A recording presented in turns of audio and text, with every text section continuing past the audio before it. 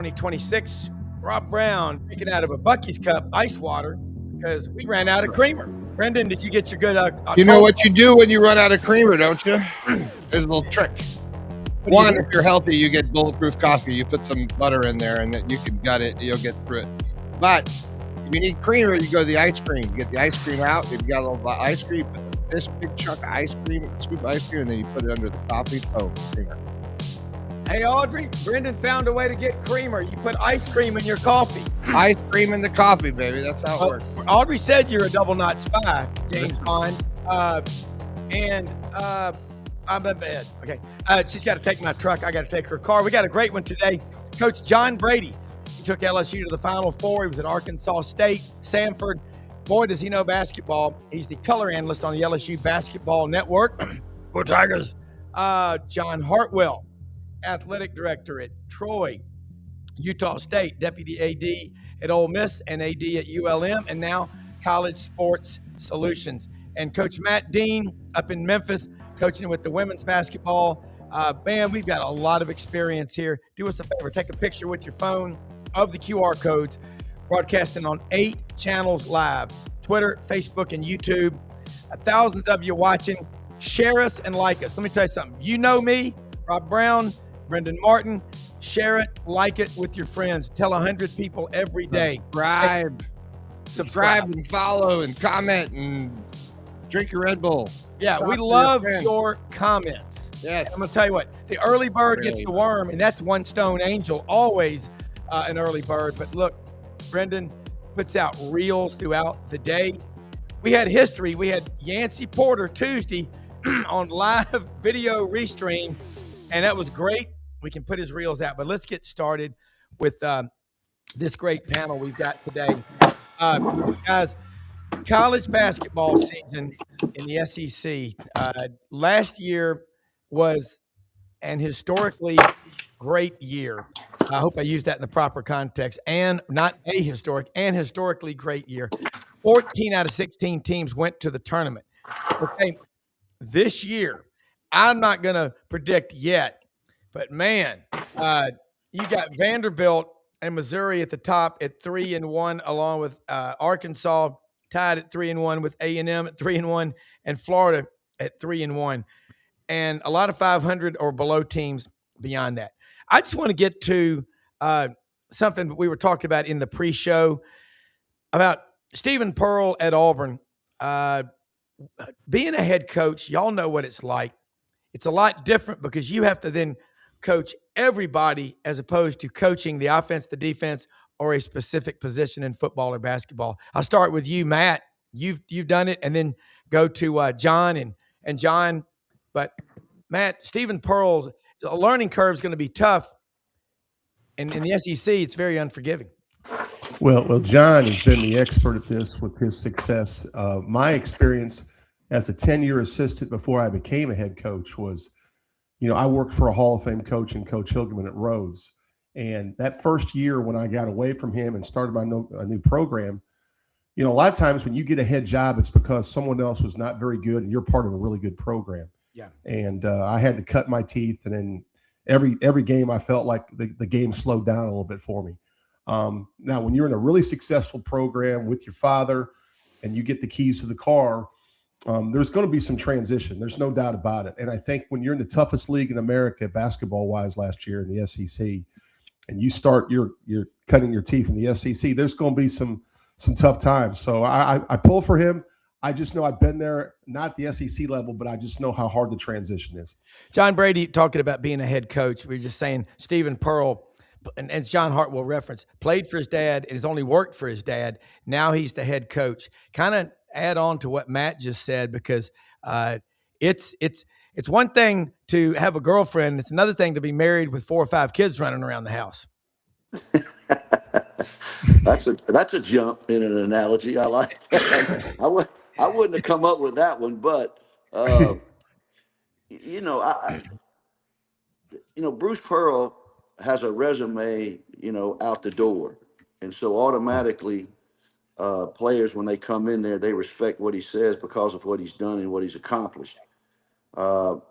His son hasn't quite done that like his father has. So Uh, I think that's a difficult transition. I think hiring an outside guy to come in may be a little more, uh, maybe not easier, but a little more acceptable than moving the coach's son up to the head coaching job. So I think it's tough for the players. I think it's tough for his son. He's always going to have that over his head about living up to what his father has done and what he is, and so he's got to develop his own personality under his father still being there, sitting in the stands. So I think there is a learning curve there, larger than it would be, in my opinion, if they'd have brought somebody in from the outside. Yeah, John Hartwell, you've hired a few coaches. You played college basketball too. You're muted. Yeah. John, you're muted. We can't hear you. Okay. Sorry about that. Yeah, I agree with John totally. You understand a father trying to set their son up for success, and I have no issue with that at all. And it was a tough situation for John Cohen, their AD at the time, because of the timing of Bruce stepping down. But I think it's going to be a difficult situation. They've obviously got a talented roster, but until you have been in the throes of knowing when to call a timeout, knowing when to make certain substitutions, knowing when to switch, from half court to full court pressure, things like that, until you do it live, and the SEC or any college basketball league is not very forgiving, I think they're going to struggle some during this year. Yeah, and it looks like it. And guys, looking at the SEC race this year, from your perspective, I'll go to John and then Matt. LSU right now, it's been tough the last few years. How will you compare the play overall of this league to this point last year? Can you tell enough from 4 games? Go ahead. Who are we talking to? Do the John expert, Brady. John Brady. Don't Sorry. do me. Yeah, John's the expert. I'm gonna call you JB and Hartwell. I don't think the league's as strong as it was a year ago, simply because of the numbers we put up in preseason play before we got into SEC play. I think that alone, the conference isn't as strong. I don't think we're getting 14 teams of 16 into the NCAA tournament. I'm thinking more like 8, possibly 9. I think the league is a little more balanced. I think there are 2 or 3 teams that don't have an opportunity to do anything, but I think the league is more balanced. And I think this year, more importantly than any year, it's your ability to go steal some road games, because I don't think anybody's going to run away with the league. I think your ability to win close games will be key. It is every year, but the way the league is unfolding right now, you got a bunch of 2-2 teams. You got 1, 2, 3, 4, 5, 6 2-2 teams. So I just have a sense that the league's not as strong overall. It's hard to identify who the pro players are right now. I don't think anybody's overloaded with talent as they were a year ago. We've had some guys hurt on some teams that are key for them, particularly Kentucky. So we'll see, but it's not as good overall. I think 8 or 9 will get in the NCAA tournament. I think there are 3 right now that we know won't make it. But these next 2 or 3 weeks, with a team like Auburn that's 1-3, these next 4 or 5 games for them will be critical, and they have to defend the home court, and they've got to be able to win a game on the road. Yeah. We lost you there for a second. John, I'll come back to you. Matt Dean, you look at the league top to bottom, NIL, the portal. I mean, it's so prevalent. It's so obvious what's happening in football. What about basketball? How much can you – I mean, it doesn't take but a few players in basketball compared to football to really up your game. Yeah, we lost you for a second. But I was going to Matt about the portal and NIL. What kind of effect compared to football is it having on college basketball, specifically the SEC? I think one example is at Vanderbilt University, the job they've done up there. I think they just got their first loss recently. I think they're 16-1 overall. Yeah. You look at across the board, their women's program's doing real well. We know what they've done in football. You're seeing the impact at certain institutions. I mean, Missouri's at the top of the league. Not that they can't be historically. They've always had, going back to the Norm Stewart days, just a tremendous basketball program. But right now, for me, I still like Arkansas's roster if I'm just looking at the league. I mean, I think the reality of the situation is Coach is right. These next 4 to 6 games, you probably see a little separation. And you have to have the ability to get what I used to call splits on the road. If you had a weekend where you had 2 road games, man, a road win's like a gold bar, Coach. And, try to win your home games and get some splits on the road and get yourself in a good position for a seeding. Because if you can't win any road games, the best you're looking at is 500. And right now, I think if you get to 8 SEC wins, you got a chance with a good non-conference resume. But the reality is, if you go 7-11 in the league, you're probably not getting the NCAA tournament. Yeah, Coach, you referenced stealing a win on the road. Right. That is really hard to do, and the officials things just go crazy when you're the visiting team. Like, it's almost like a scripted at Kentucky.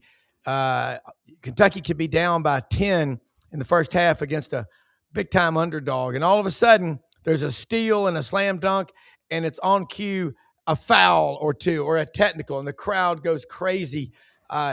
Very few teams win at Lexington, and there's a lot of reasons why. Well, I'm one of those guys. I didn't win there in 11 tries, so I can't speak on winning at Kentucky. It's like last night. You don't think Kentucky stole that game? They're down That's 18 right. the first half, and they come down and we kind of botch it up a little bit. But we missed free throws at the end of the game to seal it, and they throw a howitzer pass, and we try to steal the ball as opposed to just making him shoot over us, and we miss it, and he turns around and makes a basket. So that's what I mean by stealing a game like that or 2 on the road, because I think with the league being more balanced, road games are always critical, but I think this year they're even more critical than they've been. John Hartwell, of the teams you've seen play in the SEC, who really stands out? Like, this is a Final Four team. Yeah, I think it's too early to say. I mean, like these guys were saying, there's some balance in there. But here's what I think is really important, because obviously we talk about NIL, we talk about the portal, depending on what's real. Kentucky has somewhere between $15 to $20 million invested in their basketball lineup. Cal's not far behind in Fayetteville. But at the end of the day, there's one ball. There's one ball for every possession. There's not 5 guys or 12 guys out there that can take a shot. And you've got to have some glue guys. And I know it's a little bit quirky, and I know there are people who say, oh, gosh, can this work in the SEC? You look at what Buckyball has done in College Station. He's got some glue guys, and you've got to have a handful of glue guys. Not everybody can score 20 points a game. And I think kind of how that plays out over the next 4 or 5 weeks as we get ready to come to the stretch run before conference tournaments is really going to distinguish, who's got a chance come March to really make a run. John Hartwell, the SEC, ACC, Big 12, Big 10, Big East, right now from what you've seen, what's conference is standing out as the best? I mean, the SEC last year was so far ahead of everybody, but it ain't close this year. I don't think. Yeah, Big Ten basketball is always going to be strong. The SEC is good. I tell you, though, the ACC, when you look at a couple of teams like Virginia, and I've watched them quite a bit, Ryan Odom has done a really nice job with that Virginia team. I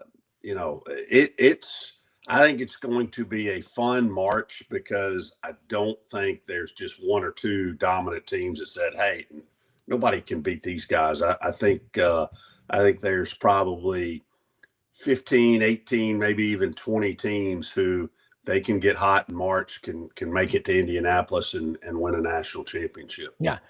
John Brady, what out of LSU? I mean, it's been, you've been doing the color on the program for several years. Right. Year over year. It's hard getting over the hump, isn't it? Well, that portal, sometimes it's like the path of least resistance. I don't know how deep they dig into these guys to see what they're about. You can tell if a guy can run fast, jump high, and make a basket or whatever, but what motivates him to play hard every single day and take coaching? What's in his heart? How tough? What's his competitive nature? I don't know if you can judge that in this short-term portal recruitment. That's why some teams go in the portal and miss, and they don't win a game in the SEC 2 years ago, and now they hit in the portal, and all of a sudden they're the most. Yeah. Well, it's almost Matt. It's almost like arranged marriages. I mean, your brain. You don't know. But don't. Yeah. At LSU, I think our biggest problem is in Matt McMahon's. This is his 4th year. We've never had a first-team All-League player. We haven't had even a second-team All-League player. And if you're trying to beat and win in this league and win significantly and do something special, if you haven't recruited or signed or have a couple of all-league players out there, or even a pro or two, even if he's a late first round or a second round pick, I don't care how well you coach, you really don't have an opportunity to show improvement. And that's where the LSU team is from a talent standpoint. Then we get a point guard that makes a difference on our team, and he gets hurt, and he hadn't played the first 4 SEC games, and we hadn't won any of them. So I feel bad. It's just bad luck that's occurred. But it started because we haven't brought in good enough players to be able to compete in the top 5 or 6 in this league. Now, what a coach will throw back at you is, I don't have the money they have. Well, I don't know how to respond to that except just do better, evaluate better. They say Michigan State spends $3.5 million, Kentucky spends 20. I'd rather have Michigan State's team. So there is a way to do it, and you've got to manage the money that you're given. But certainly that's LSU's biggest problem. Our talent level is not where everybody else is in the league. Yeah, Matt Dean, he just made a great point. If you don't know these guys, Kurt Cignetti said the same thing. Nick Saban said, I never signed a kid that I didn't go personally watch work out. God, bringing in a whole new roster. Like, look at the University of Memphis. I mean, no one even knows who these guys are. It's great for program sales, I'm sure. Well, Coach is right. You have to hit on a couple players, and then you have to retain those players.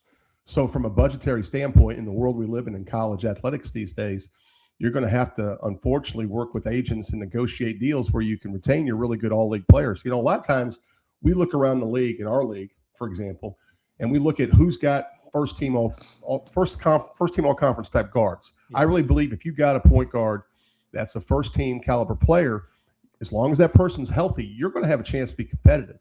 But you better have a plan to keep them there, because someone else has got tape on your kid. They're watching your kid beat them, and they're going to want your kid. And these days, it's not basically, all this tampering. It's basically done through agents, guys, and friends of friends. Yeah. And they know if you're playing really well, if you don't do something to keep that kid by a raise or more money or whatever the collective says, you're going to lose that kid. And that's what's unfortunate. You look at player retention, and that's where I think Calipari has an advantage, because I really think he understands the roster construction model with NIL. And going back to Tom Izzo, Coach mentioned one of my favorite coaches of all time. I've had the pleasure of watching his team practice in our gym before they won a national championship. Yeah. And the reality of the situation is, Izzo not going to take you unless you're tough. You may be the most talented guy in the world, but Izzo loves toughness. He gets a lot of those kids up in the Midwest, in the Michigan area, Detroit area, whatever they're going to call East Lansing. And his kids are going to go in there. They don't care what your roster budget is. They're going to go in there and not tough you. And that's an evaluation thing. You better be a damn good evaluator of your system that you're trying to run. I love those comments. John Hartwell, as an athletic director for years, and now college sports solutions, you're looking for coaches. Same thing. It takes a while to get to know somebody. I mean, you can reminisce with people you met an hour ago. I mean, it's not much to talk about, but you can reminisce. That's what you're dealing with right now. SEC basketball. John Brady, we may have lost him. I think he's got some some phone issues, and we'll get him to work those out. But I'm just looking at the league right now. We're going to get into some football here momentarily. I'm looking at. I like what you just said about Tom Izzo. $3.5 million. Kentucky allegedly over $20 million. And where are the results? If you get a bunch of guys that are there with their hands out, that aren't committed to being on a good team, it doesn't matter, does it? No, it really doesn't. And, chemistry is important in every sport, but I would argue chemistry may be more important in basketball because of the limited number of guys or girls on the floor at one time. And, you're going back to the evaluation and the recruiting, especially in today's world of NIL, that's when you've got to rely on your inner circle of trust. And when I talk about that, I say, hey, people who are in the basketball world or football or whatever world you're recruiting a student athlete for, hey, anybody can look good when the lights are on and you're on the stage. What's this kid like in everyday life? Are they a good teammate? Are they a chemistry builder or a chemistry killer? And those types of things, again, it's speed dating. You don't have enough time to get to build a 2, 3, 4-year relationship like some coaches have been able to do previously when you're just recruiting primarily high school kids. But you've got to have an inner circle of trust, whether it's at the JUCO level, whether it's the high school level where maybe that kid played 2 or 3 years ago. But you got to have some truth tellers to tell you about the core and the character of those kids. Well, and I'm just saying that 5 guys on the court, 13 total scholarships, Matt, is what you have. Men's, women's basketball. Yeah. In middle school, coaching girls is 10 times easier than coaching boys. I don't know. In college, I mean, I have 2 of each, 2 boys, 2 girls. Girls just mature faster than boys. We know that. So coaching women's basketball, when you watch the product on the court, it is a more pure form of basketball. It's not all about being above the rim and dunking and Sports Center highlights, if anybody even watches that anymore. It's completely different. And one more thing about basketball that I want to get into some football, and we'll get John Brady worked out to where we can get him back on next week. But guys, and Matt, you know this specifically, college basketball, it needs football to be successful. But, last year, again, you had 14 out of 16 SEC schools in there. Yeah. Big 10, Big 12. Who is the best conference? I asked that to John Brady, but who do you think is the best conference right now in college basketball for the men?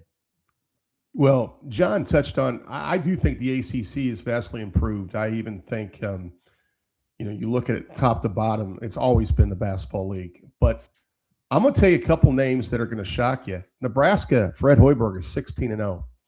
Michigan, Dusty May had a run where they beat like 5 consecutive opponents over 25 points, I think, guys.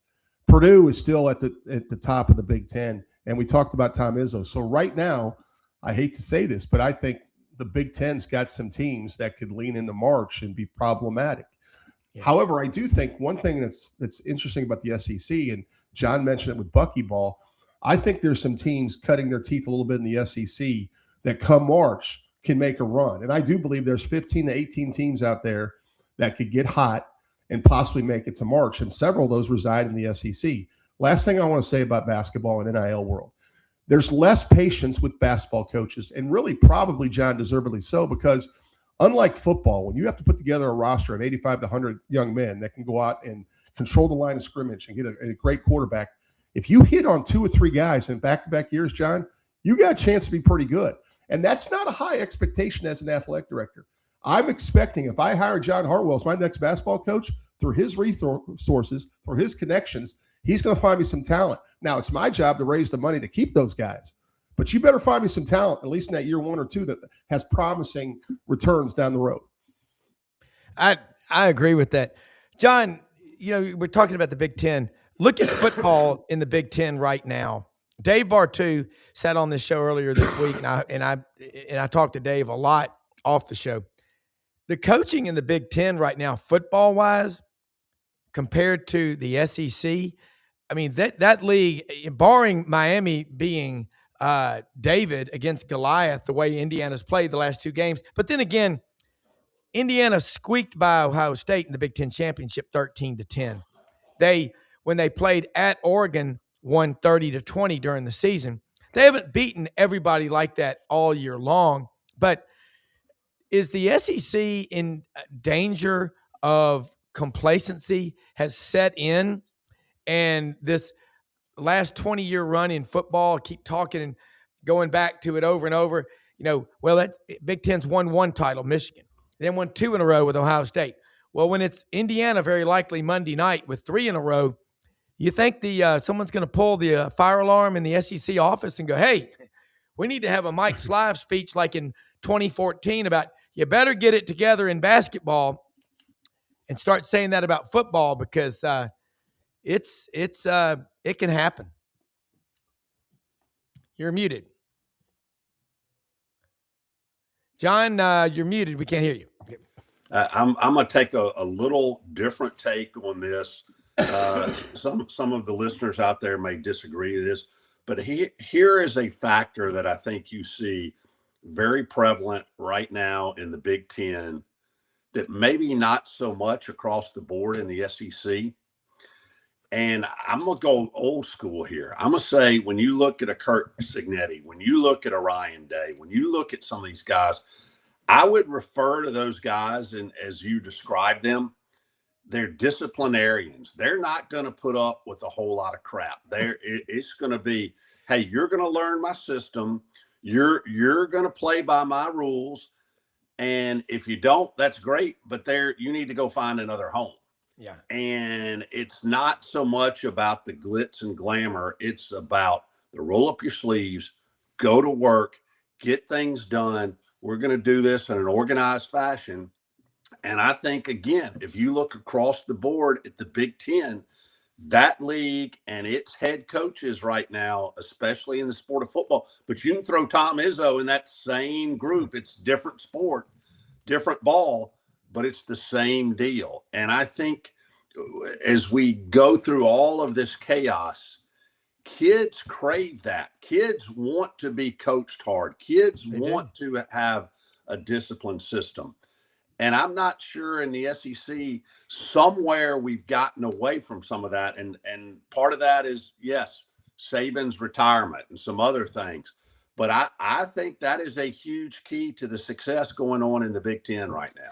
I was listening yesterday when I was out walking Daphne at the park on the river to a great podcast, a couple of them, Unlocking the Potential in Your Brain. Jocko Willink, Navy SEAL, said, people, they quit. He goes, I understand people are going to quit things in life. He said, 85, 90% of the people that start out in SEAL training don't make it. They rang the bell 3 times. They come up with excuses. Well, I had a foot injury. I had a family problem, whatever. He goes, they're excuses. And the more you make excuses, the more comfortable you are with making excuses. I can't stand it. And somebody was giving me a hard time the other day about I missed a shot because my gun sling got caught in the door on the blind, and I pulled up. And I was like, that was a fact. He goes, Brown, you're making excuses. You know better than anybody. I was like, okay, but here's your problem. Why do people want to be a Navy SEAL? Why do they want to be an Army Ranger? Why do they want to be, Marine Recon? Because it's elite, and you don't even have to question someone's toughness. Someone says they're a Marine. Guy could be 95 years old on an iron lung in a nursing home. And you go in there and you say something about the Navy, he may get out of that iron lung and punch you. Their kids are starving more than ever. And Matt, you know this as a coach. When you put people through grueling, grinding workouts, they love you for it later, don't they? They will not respect you if you become their friend. That's why I think Rob, and John knows this better because he knows him personally, I think Florida hit it well in the cycle with Sumrall. I just think his toughness, former linebacker, he's going to get in there and he's going to change the culture immediately. Yeah. I think Michigan State hit it with Pat Fitzgerald. Great hire. A leader of men. And then honestly, I think, you look at the Kiffin hire, not a better evaluator in the country. And you look at what he's done with portal success. Yeah. But I think John Sumrall, and I don't know him, but he's my type of guy. I would want my kid to play for him. And honestly, I think he's someone that's going to resonate to the fan base, and he's going to resonate to a difference in terms of, the last few years, with Billy there, I just think that's a 180-degree turn that really helps Florida's culture out because they're going to get back to toughness. That's just my observation. Yeah. John Hartwell, does John Summerall like talking to the media? He seems like he's very comfortable in that role. Yeah, he really is. But again, he's real. He's not one of these guys. It shows in his interviews. He's not calculated in what he says.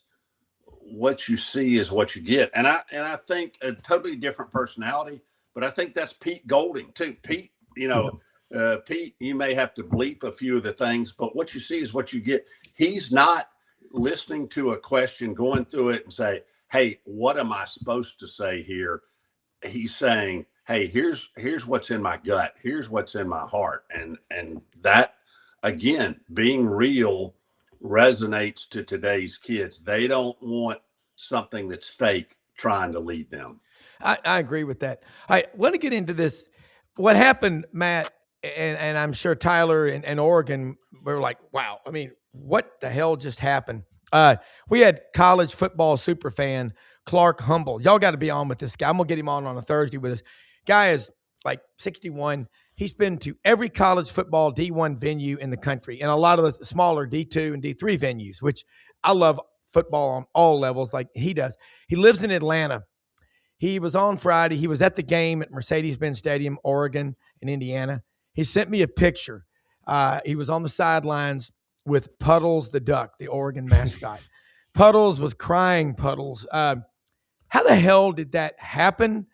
And a competitor like Dan Lanning, what's he do from here? Because he's in the same league with Curt Cignetti, and Curt looks like he wants to coach till he's about 95.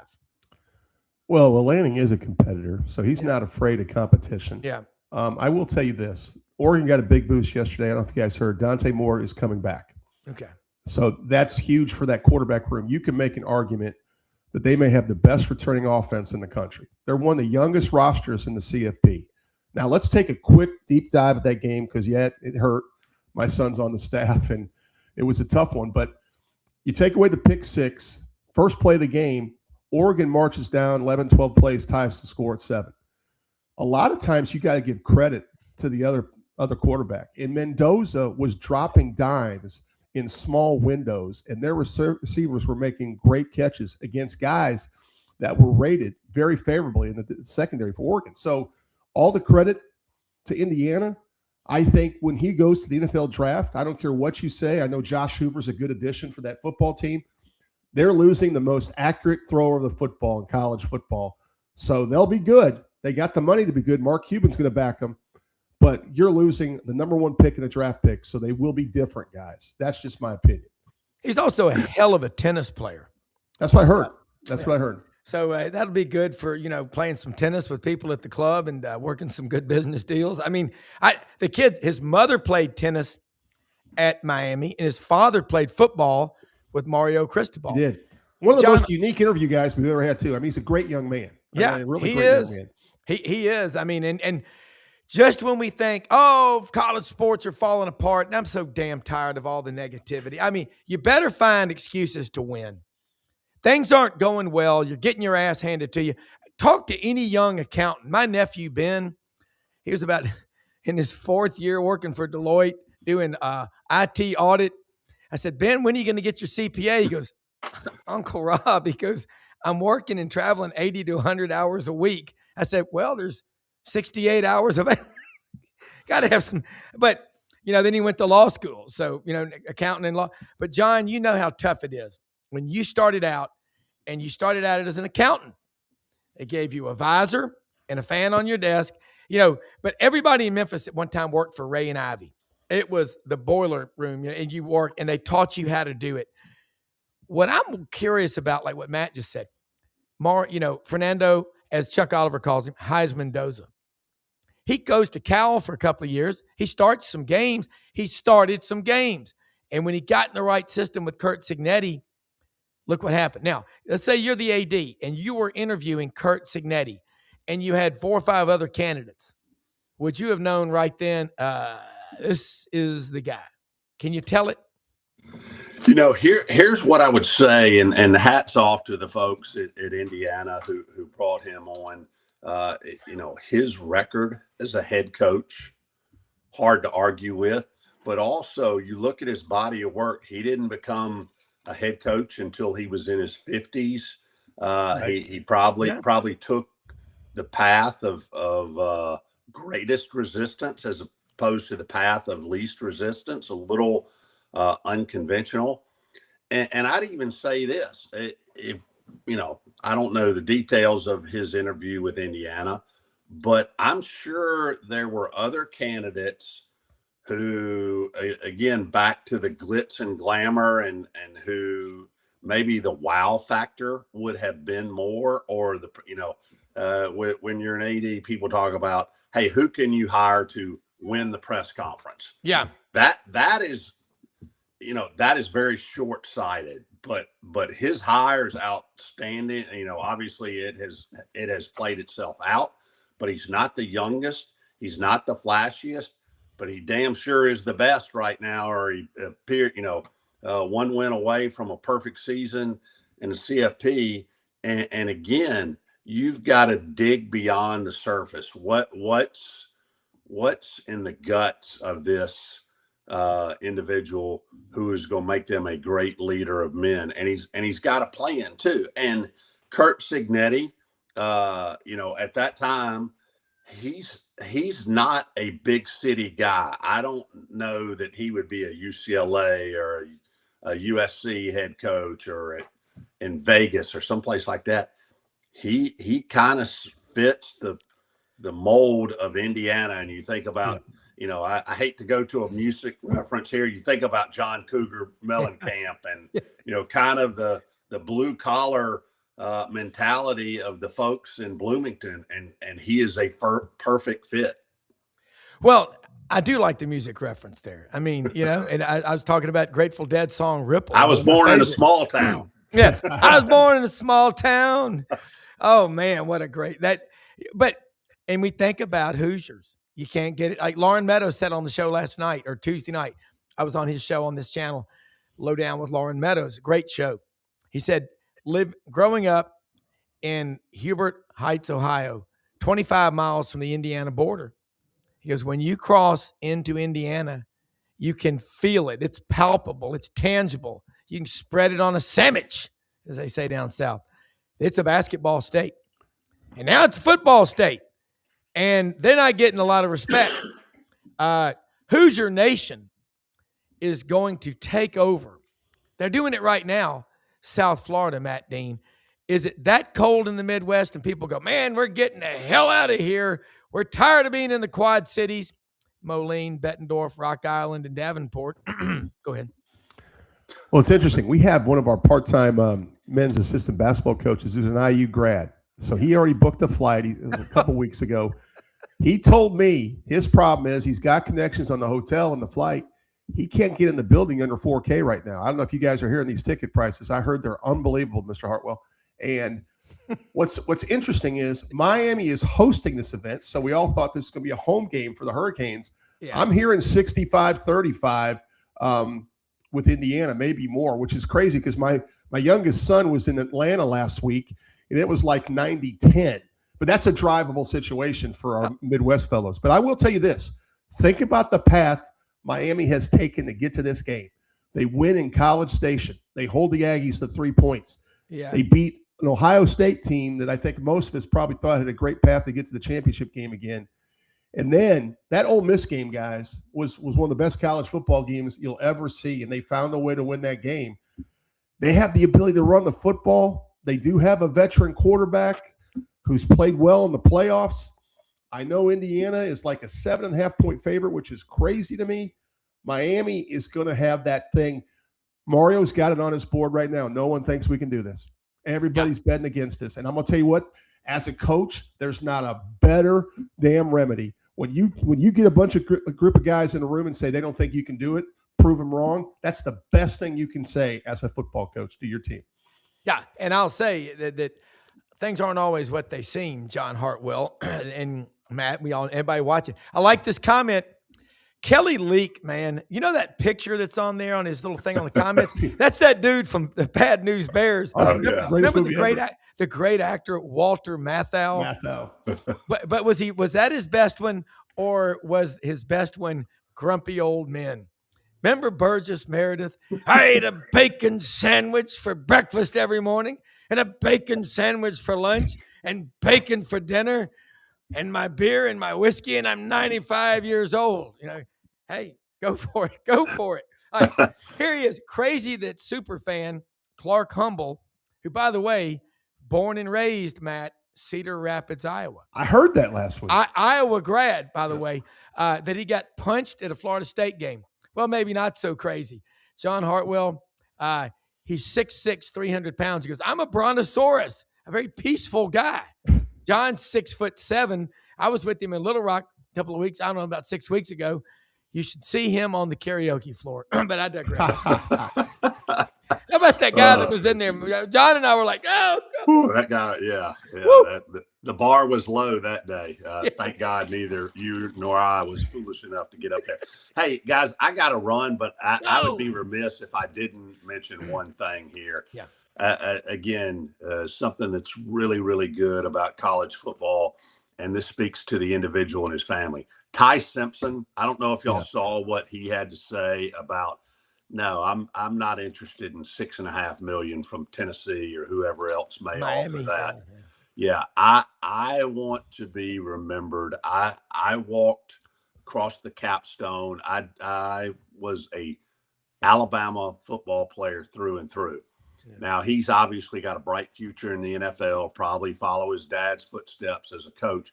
But I promise you this, if he is ever looking for employment from a University of Alabama alum, he will be. He got it. He's got it. He has, with that statement in a very public way, endeared himself for life to the Alabama Crimson Tide alumni. And I applaud the young man for that. I do too. And that we've been talking about this is we've said this for years on this show. We're all older, than he is. And we have kids. And we've been 19 before, or 21 or 22, and we've been whatever age we are now. But they've only been 21 or 22. And nobody's teaching them about financial literacy. Average NFL career is like 3.5 years. So when you're 25 or 26, you telling me all these guys that have gotten this NIL money, or the NFL, have saved enough? I've talked to a lot of NFL players.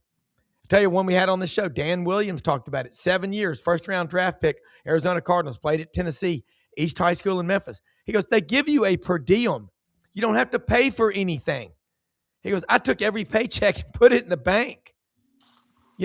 John, you, in your role, I know you got to go, College Sports Solutions, you are so valuable.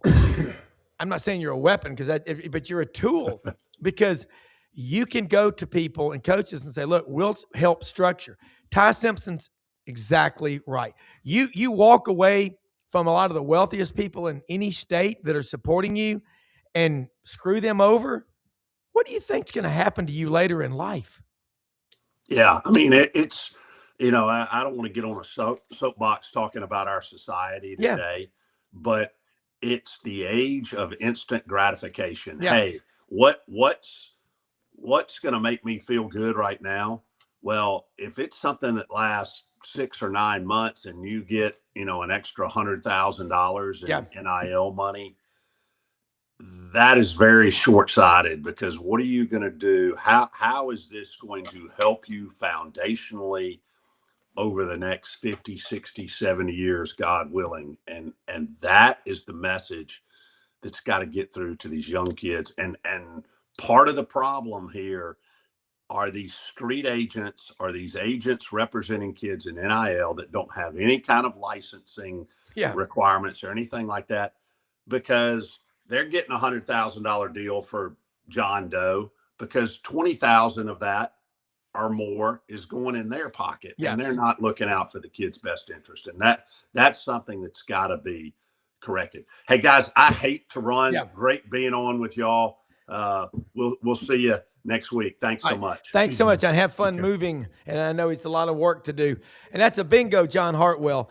He's right about this. Matt, looking here at the state of college athletics, as crazy as it is, we say this a lot, but somebody's got to be telling the kids, hey, that money, that's a transaction. And you've got to think about, somebody needs to talk to these people and say, dude, when you're 25 or 30, I don't know, you may not make it in the NFL, but all the kids that are getting to the NFL, they did get probably pretty substantial NIL money. When we see what, and the kids, they don't give a damn about their schools anymore. Most of them don't. They're just going for the money. They don't care.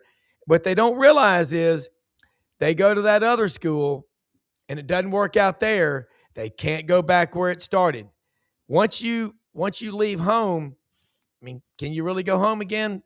Not when you take money and walk out and crap on the people that were supporting you. And don't say, well, they're putting their, hey, let me tell you something. You're putting your life on the line when you drive to work every day. I don't want to hear the crap. You know, one of the things, Rob, and I think Coach Lanning said this in his Orange Bowl presser that we could do to fix this, is changing the college football calendar. Yeah. Let's get it to where the championship game, wouldn't it be great if on New Year's Day you turned on a television set and we have a championship game? We're not worried about playing the championship game 3 weeks later. And we had the portal match the end of the football season, right? And then we had we may avoid some of these situations like Ole Miss and Oregon had, where you lost your head coach at Ole Miss and Oregon had both their coordinators going to take different jobs and trying to coach their guys through the playoffs. It's just sticky. It's messy. Bottom line is we got to fix the calendar. And some of it is the NFL's got to give up some dates on their playoff weekend times to allow college to get their season done. Another big question is, at what point in time do we give up the money of the conference championship game and take that out of the equation and go right to the playoffs? If we can get the calendar right, we start the season earlier, we eliminate some of the college championship games, and we go right into 16. No buys, 1-16, 8-9, you got it. And then we start going and we play it like the NFL does. And every week there's a game. At the end, you got your Super Bowl, and then you're done. And then we can start the portal.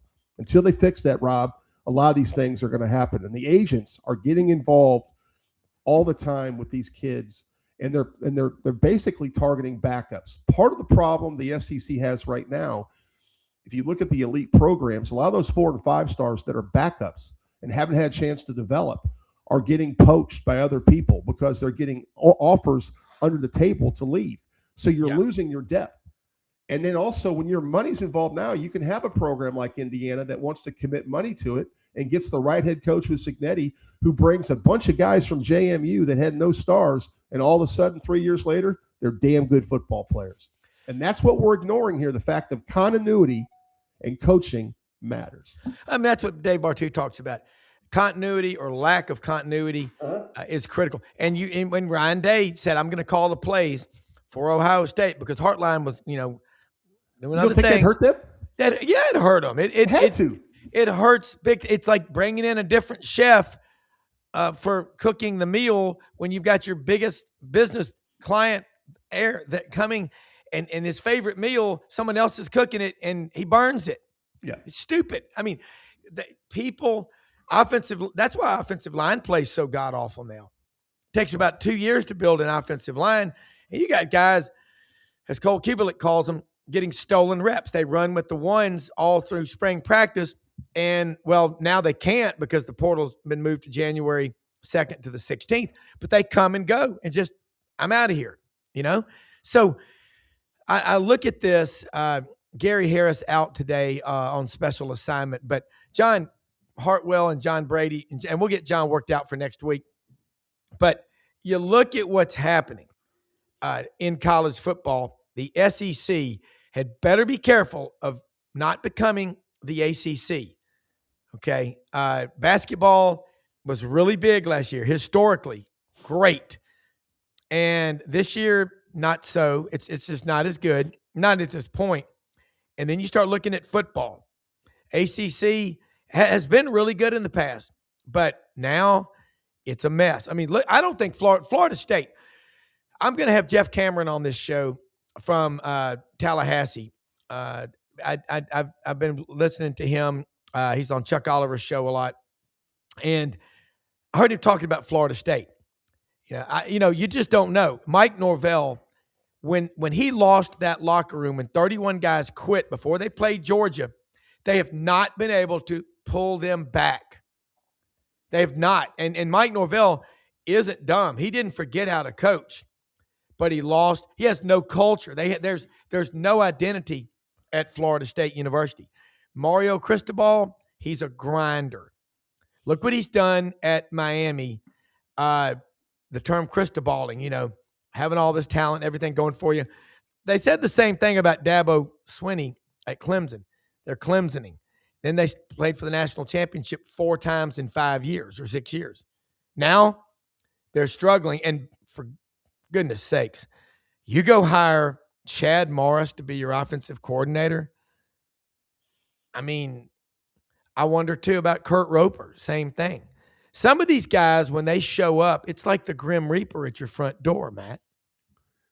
Rob, I still believe in my heart of hearts, from top to bottom, the SEC is still the best football conference. I think what has happened is you got some top-heavy leagues. In my opinion, the Big Ten is one of them. Yeah. Where you've had an incredible run these last few years. I think what's really alarming is it's 3 different teams. It's Michigan, it's Ohio State. But when it becomes Indiana, I think people are like, oh my gosh, how can this happen? Yeah. Coaching and the continuity side of things, you would think, how does that happen? Well, Kurt brought all those guys from his team that he had coached with him.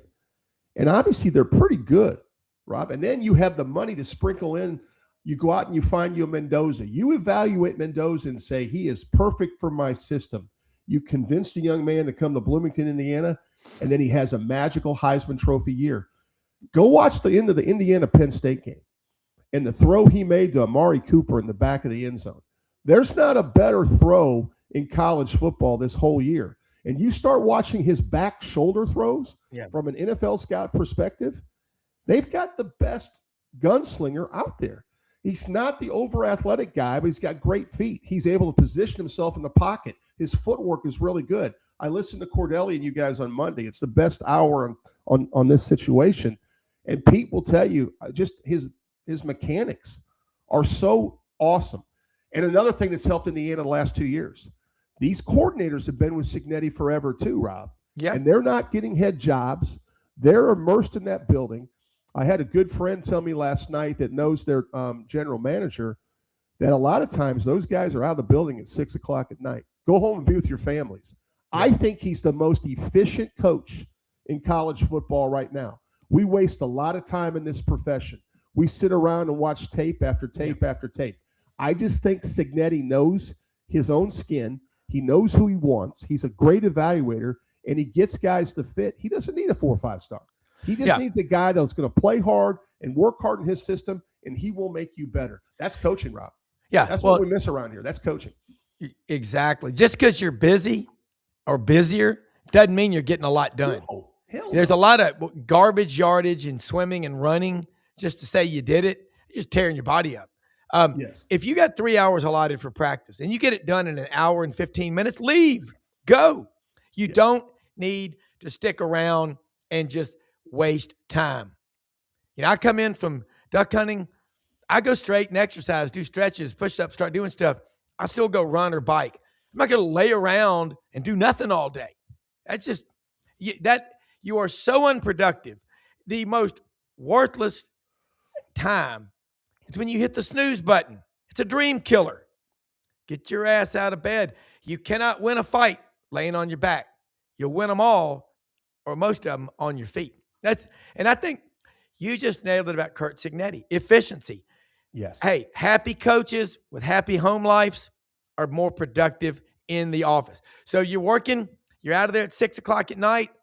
It's a lot better than being out of there at 10 or 11. That's why coaches will leave you. I mean, I'm all about hard work, but we've all been around long enough to realize it's about efficiency when you're in there more than anything. And I think the SEC, top to bottom, is the greatest conference in America. It shows all about it. But we don't live in an echo chamber either. You better be aware of who's coming after you. And You look at Indiana and Miami. You're right about Miami too. No one's giving them a chance right now, and it's in their backyard. And Mario Cristobal played on national championship teams in '87 and '89, and he played for it in '86 as a redshirt freshman when they lost to Penn State 14-10. Pete Kiftopoulos, the linebacker, made that interception late in the game. Vinny Testaverde, the battle in the desert, the Fiesta Bowl. But he played for it, 3 times in his 5 years there. This is always going to be, I think this game's going to be better than people think. I'm still picking Indiana, but I think it'll be a tighter game. 8.5-point line. Yeah, I'm with you, Rob. I can't pick against Indiana right now, but I can sure tell you it's going to be a really good close game. I think so. Now, it goes out the window if Miami turns the ball over, but they're built differently, man. There was a 4th and 2 in that game against Ole Miss. They just turned around and handed it to Fletcher and basically just right up the middle, and they just had a bunch of double teams and pounded those guys and got 4 or 5 yards. They are not afraid to turn around and hand the ball off and run the football. Yeah, I like this. Samari's 11. Mendoza is a machine. He has more touchdowns than incompletions in the playoffs. 8 TDs and 5 incompletions. Good. Christopher Columbus High School in Miami. Same place Mario Cristobal graduated from, and lots of other notable, wonderful people. Matt, great stuff today. I'm going to wrap it up right now. Say something. Hey, if you got to get a car, a truck, an SUV, call Brad Bellamy at LandersFordMemphis.com. Located at Poplar and Houston Levee, where Collierville and Germantown come together. Huge inventory. They're always looking for ways to get you in the right vehicle that can fit your pay plan, okay? They've got them used inventory as well. Landers Ford, the best corporate partner you will find anywhere, open every day except Sunday. Service department will pick you up, provide round trip transportation. Hey, Hewlett and Dunn Boot and Clothing Company right down the street on the historic square in Collierville, Tennessee. Open every day of the week, 10 a.m., 6 p.m. They've got over 7,000 pairs of men's and women's boots. Barber, Filson, STS, the Filson luggage, even have Barber luggage, have STS luggage, the duffel bags, the women's clothing it's awesome. I mean, what they've got for the ladies, the Barber, you wouldn't believe how many good-looking jackets they've got out there for the women. And the earrings, the polymer clay earrings that John J.M. Huffman's mother makes. They've got it all. Hewlett and Dunn, Memphis, hewlettanddunn.com. Hey, Lights Out Gummies, hempforpros.com. If you got aches and pains, trouble sleeping, energy gummies, chill gummies. They also got the pain roll-ons and the chills. They've got it all. Hempforpros.com. It's a collaborative with the NFL alumni, Mike Singletary, Harry Carson, Dave Bartu. That's who we're talking about. Use the promo code Flash Friday for 25% off or Sidelines for 25% off, and they will ship them to you that day or the next morning, okay? And Rumble Boxing, how you fight is how you live. Look, thanks, everybody, for watching. Most often we see the face of Christ in the least among us. We'll see you tomorrow. Have a great day. Executive producer Martin, we're out of here.